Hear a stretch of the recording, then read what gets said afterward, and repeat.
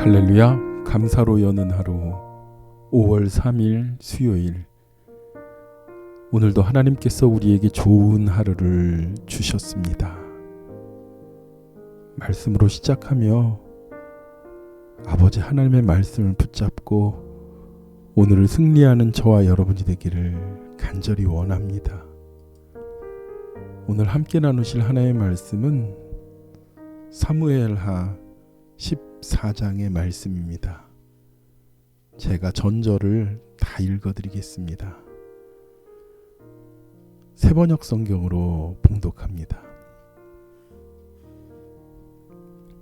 왕의 마음이 압살롬에게로 쏠리는 것을 수르야의 아들 요압이 알았다. 요압이 드거아로 사람을 보내어 거기에 슬기로운 여인 한 사람을 데리고 와서 부탁하였다. 그대는 초상당한 여인처럼 행동하시오. 몸에는 상복을 입고 머리에는 기름도 바르지 말고 이미 오랫동안 죽은 사람을 애도한 여인처럼 꾸민 다음에 임금님 앞으로 나아가서 내가 일러주는 대로 호소하십시오. 요압은 그 여인에게 할 말을 일러주었다. 드고아에서 온 그 여인은 왕에게로 나아가서 얼굴이 땅에 닿도록 엎드려 절을 한 뒤에 임금님, 저를 살려주십시오 하고 애원하였다. 왕이 여인에게 무슨 일이냐 하고 물으니 그 여인이 이렇게 하소연하였다. 저는 남편이 죽어서 가련한 과부가 되었습니다. 이 여종에게 두 아들이 있는데 들에서 서로 싸우다가 말리는 사람이 없었으므로 아들 하나가 다른 아들을 죽였습니다. 그런데 이제 온 집안이 들고 일어나 이 종에게 형제를 때려 죽인 그 아들을 내놓으라고 합니다. 죽은 형제의 원수를 갚고 살인자를 죽여서 상속자마저 없애버리겠다고 합니다. 그들은 저에게 남아있는 불씨마저도 꺼버려서 제 남편이 이 땅에 이름도 자손도 남기지 못하게 하려고 합니다. 다 듣고 난 왕은 여인에게 말하였다. 이 문제를 두고서는 내가 직접 명령을 내리겠으니 집으로 돌아가거라. 그러나 두고아 여인은 왕에게 아뢰었다. 우리의 높으신 임금님께서 무엇을 하든지 이 일에 있어서 허물은 저와 제 아버지의 집안에 있습니다. 임금님과 왕실에서는 아무런 허물이 없습니다. 왕이 대답하였다. 누구든지 너를 위협하거든 그를 나에게로 데려오너라. 아무도 너를 괴롭히지 못하게 하겠다. 여인은 또 간청하였습니다. 그러면 임금님께서 섬기는 주 하나님께 간구하셔서 저의 죽은 아들의 원수를 갚으려고 하는 집안 사람들이 살아있는 저의 아들까지 죽이는 크나큰 범죄를 저지르지 못하게 막아주시기 바랍니다. 왕이 대답하였다. 주께서 확실히 살아계심을 두고 맹세하지만 내 아들의 머리카락 하나도 땅에 떨어지지 않게 하겠다. 그 여인이 또 간청하였다. 이 종이 높으신 임금님께 한 말씀만 더 드리도록 허락하여 주시기 바랍니다. 왕이 그렇게 하라고 하니 그 여인이 이렇게 말하였다. 어찌하여 임금님께서는 하나님의 백성에게 그처럼 그릇된 일을 하셨습니까? 임금님께서는 임금님의 친아들인 왕자님이 이 나라로 돌아오는 것을 허락하지 아니하셨습니다. 이러한 처사는 지금까지 이 종에게 말씀하신 것과 다릅니다. 임금님께서는 그렇게 말씀만 하시고 왕자를 부르지 않으셨으니 이것은 잘못된 일이라고 생각합니다. 우리는 다 죽습니다. 땅에 쏟으면 다시 담을 수 없는 물과 같습니다. 그러나 하나님은 생명을 빼앗지 아니하시고 방책을 베푸셔서 비록 내어 쫓긴 자라 하더라도 어떻게 해서든지 하나님께 버림받은 자가 되지 않게 하십니다. 높으신 하나님, 제가 지금 임금님을 찾아뵙고 이런 말씀을 드리게 된 까닭은 제가 친척들의 위협을 받으면서 이 문제를 임금님께 아뢰면 임금님께서 제가 간구하는 바를 들어주실 것이라는 확신이 섰기 때문입니다. 저희 집안 사람들이 저와 제 아들을 죽이려 하고 하나님이 주신 이 땅에서 끊어버리려고 하지만은 임금님께서 저의 사정을 들으면서 아시면 구원하여 주실 것이라고 생각하였습니다. 이 종은 또 높으신 임금님께서 말씀으로 저를 안심시켜 주실 것이라고 믿었습니다. 임금님은 바로 하나님의 천사와 같은 분이시니까 저의 호소를 들으시고 선악을 가려내실 것이라고도 생각하였습니다. 임금님이 섬기는 주 하나님께서 늘 임금님과 함께 계시기 바랍니다. 마침내 왕이 여인에게 물었다. 너는 내가 묻는 말에 내 앞에서 조금도 숨기지 말고 대답하여라. 그 여인이 대답하였다. 높으신 임금님의 분부대로 하겠습니다. 왕이 물었다. 너에게 이 모든 일을 시킨 사람이 바로 요압이렸다. 여인이 대답하였다. 높으신 임금님, 임금님께서 확실히 살아계심을 두고 맹세하지만 높으신 임금님께서 무슨 말씀을 하시면 오른쪽으로나 왼쪽으로나 피할 길이 없습니다. 저에게 이런 일을 시킨 사람은 임금님의 신하 요압입니다. 그가 이 모든 말을 이 종의 입에 담아 주었습니다. 왕자의 일을 잘 되게 하여 보려고 임금님의 신하 요압이 이런 일을 꾸민 것은 사실입니다. 그러나 임금님께서는 하나님의 천사처럼 슬기로우시고 일어난 모든 일을 다 하신 줄 압니다. 그러자 왕이 직접 요압에게 명령을 내렸다. 보시오, 내가 그대의 뜻대로 하기로 결심하였으니 가서 그 어린 아이 압살롬을 데려오시오. 요압이 얼굴을 땅에 대고 절을 하면서 말하였다. 하나님께서 임금님께 복을 베푸시기를 빕니다. 높으신 임금님이 이 종의 간청을 이렇게 들어주시니 이 종이 임금님의 총애를 입은 줄을 오늘에야 알았습니다. 그리고 요압이 일어나 구슬로 가서 압살롬을 데리고 예루살렘으로 왔다. 그러자 왕의 지시는 단호하였다. 그를 집으로 돌아가게 하여라. 그러나 내 얼굴을 볼 수 없다. 그리하여 압살롬은 아버지에게 인사도 하지 못하고 자기 집으로 돌아갔다. 온 이스라엘에 압살롬처럼 머리 끝에서 발끝까지 흠 잡을 데가 하나도 없는 미남은 없다고 칭찬이 자자하였습니다. 그는 얼굴숱이 많아, 머리숱이 많아, 무거워지면 해마다 연말에 한 번씩 머리를 깎았는데 머리를 깎고 나서 그 머리카락을 달아보면 궁정 저울로 200세겔이나 되었다. 압살롬에게는 아들 셋과 딸 하나가 있었다.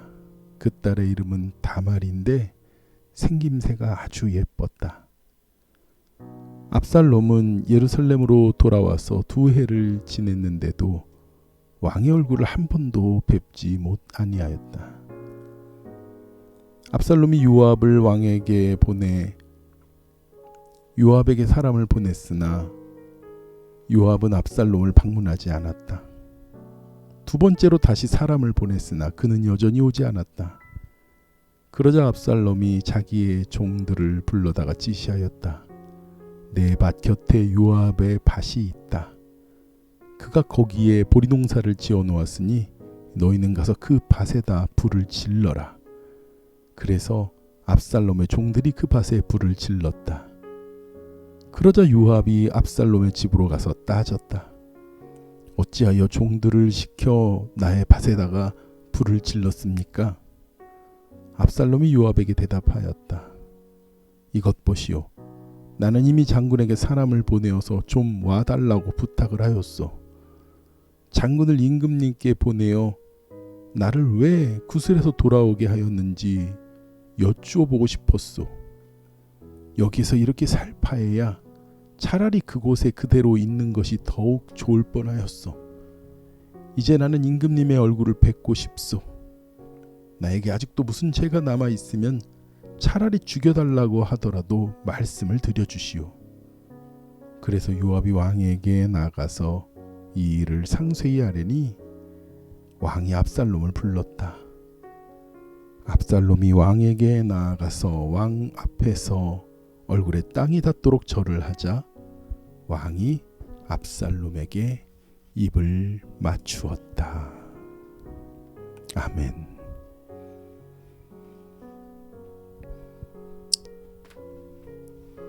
자기 동생을 범한 여동생을 범한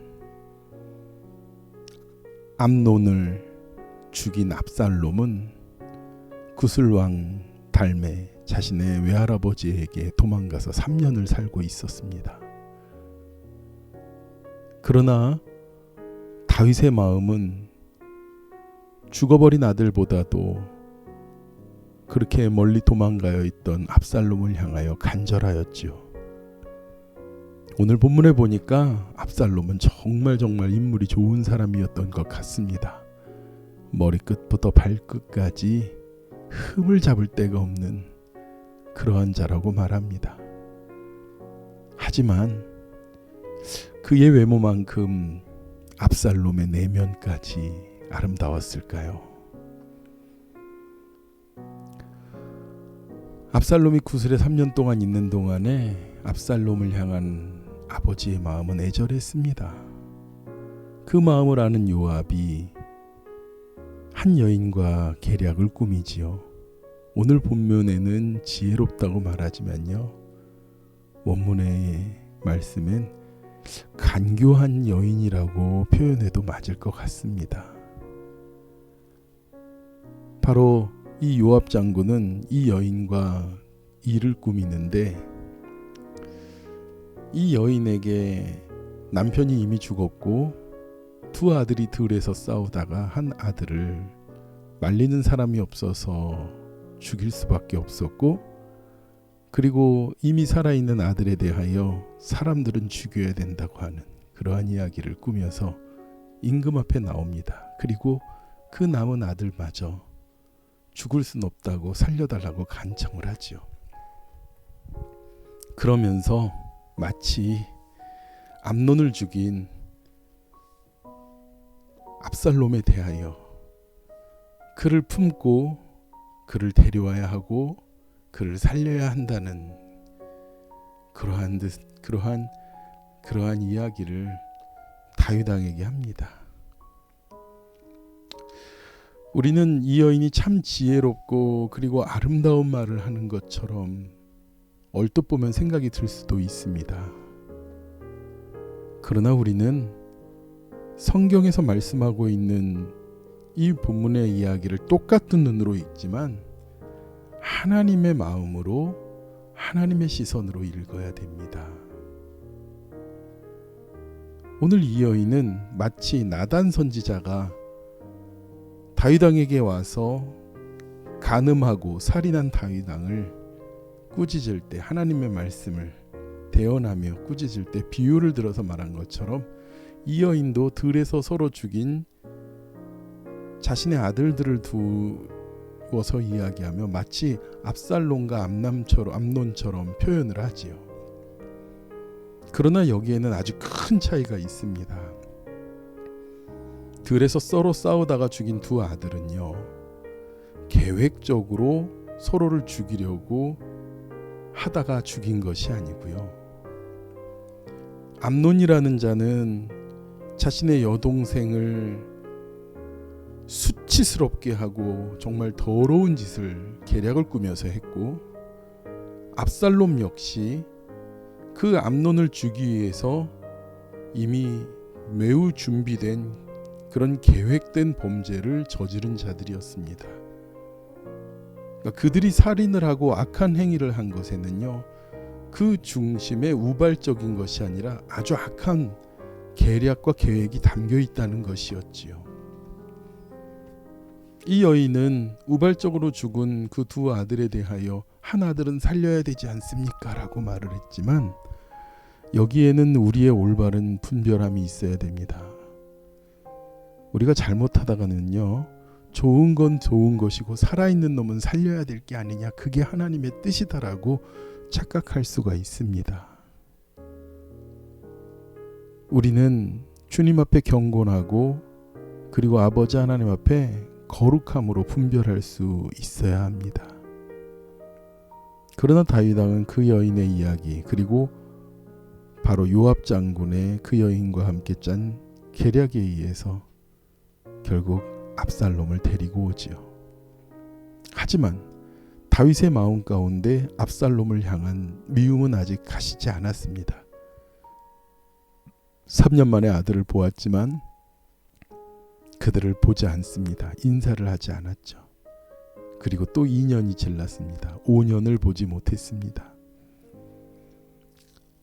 압살롬이 앞에 말씀드린 것처럼 그가 정말 흠잡을 데 없이 완벽하고 그러한 아들이었지만 그의 내면은 어떤지 알 수가 없는 자였지요. 그가 얼마나 아름다운지, 그리고 그의 그 머리, 무거운 머리, 그 많은 숱은 정말 이스라엘 안에서도 세상 가운데 자랑할 만한 자였지요. 오늘 본문에 읽은 것은 아니지만 이후에 압살롬은 그 머리 때문에 결국은 죽고 맙니다. 압살롬과 다윗 왕은 우여곡절 끝에 만나 입을 맞추는 것으로 오늘 본문의 이야기는 끝납니다. 우린 여기를 자세히 보면요, 마치 신약 성경에 아버지를 떠나서 방탕하게 살다가 주님께 회개하고 돌아온, 아버지께 회개하고 돌아온 탕자의 모습과 오래되는 모습을 볼 수 있습니다. 그런데 우리는 여기서 또 하나 잊어서는 안 되는 것이 있습니다. 탕자는 아버지 앞에 돌아오며 회개하며 돌아왔습니다. 그러나 압살롬은 그러한 아버지 앞에 회개에, 그리고 자신의 잘못에 대한 돌이킴은 없었다는 것이지요.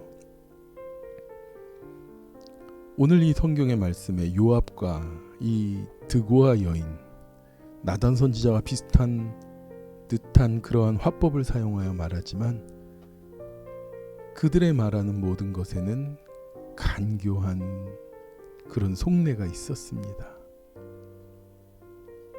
이스라엘 왕인 다윗이 고의적으로 살인을 저지른 압살롬을 율법에 따라 엄중하고 분명히 벌해야 하는 것이지요.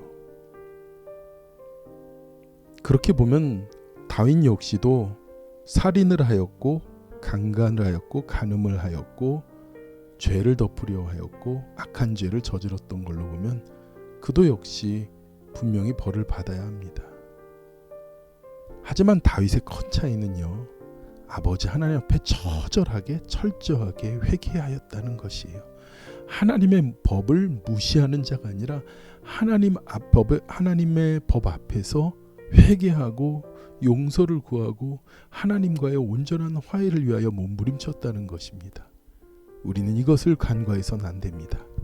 우리가 죄에 대하여 무조건 덮는 것이 아니라 모든 죄는 반드시 그것이 악함에 대한 깨달음과 그것에 대한 하나님 앞에 철저한 회개가 있어야 된다는 것이죠. 이것을 간과한 다윗은 이후에 큰 화를 불러일으킵니다. 아마도 요압 장군은 압살롬으로 인하여서 이후에 왕이 될 압살롬을 내세워 권력을 계속적으로 유지하고 싶었던 것 같습니다. 그런가 하면 그들은 드고아 여인과 이 요압 장군은 하나님의 사람, 하나님의 사랑, 하나님의 그러한 것을 말로는 앞세우고 있지만 정말 진리신 아버지 하나님에 대하여 온전히 바라보고 말하지는 않았던 것이었죠. 사랑하는 우리 새빛교회 성도 여러분, 세상을 살아가면서 진리신 아버지 하나님, 그분의 뜻을 붙잡고 분별하는 믿음으로 살아가는 저와 여러분이 되길 축원합니다. 기도하겠습니다. 하나님 아버지, 오늘 우리는 압살롬과 요압과 드고아 여인과 다윗을 통해서 겉으로는 비슷해 보이지만 정말 가짜 같은, 모조품 같은 그러한 아버지 하나님 앞에 거짓된 용서와 거짓된 꾸밈을 보게 됩니다. 우리가 아버지 하나님의 사랑을 꾸며내는 것이 아니라 진리이신 아버지 하나님의 말씀에 이끌려 살도록 인도하여 주시옵소서. 하나님 닮은 것 같이 살아가는 자가 아니라 하나님 닮기 위하여 살아가고 참된 그리스도인의 삶을 살아가도록 우리를 분별할 수 있는 은혜, 그리고 진리의 말씀을 붙잡고 살아갈 수 있는 은혜를 허락하여 주시옵소서. 모든 은혜를 감사드리며 예수님의 거룩하신 이름으로 기도드렸사옵나이다. 아멘. 우리의 모든 기도 제목을 포기하지 말고 끝까지 기도하는 저와 여러분이 되기를 원합니다. 함께 기도하겠습니다.